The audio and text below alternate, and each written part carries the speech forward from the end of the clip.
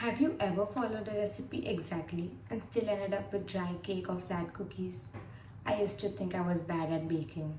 Turns out I just made a very few common mistakes. Hi, I'm Rena and welcome to my channel.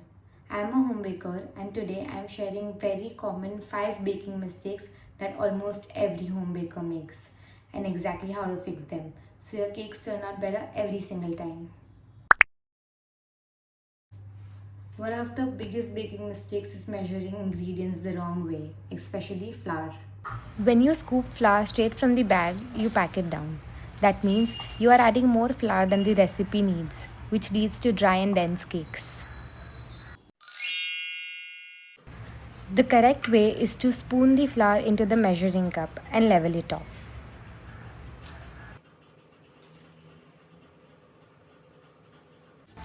Even better, use a kitchen scale. Baking is basically edible science. Another biggest mistake I made for months was using ingredients straight from the fridge, like cold butter. Cold butter doesn't cream properly. This affects the texture, rise, and even the flavor sometimes. Always try to use room temperature butter unless the recipe says so otherwise. And if you forget, you can always cut up butter into small cubes so it can soften faster. This feels counterintuitive. We think smooth batter means a better cake, but that's not true.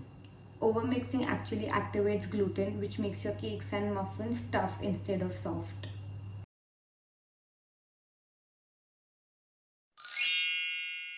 Mix just until everything is combined. If you don't see dry flour anymore, stop mixing. A few small lumps are totally okay.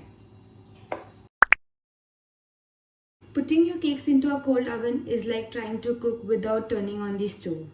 Baking relies on instant heat, so without preheating, your cakes won't rise properly and the cookies will spread unevenly.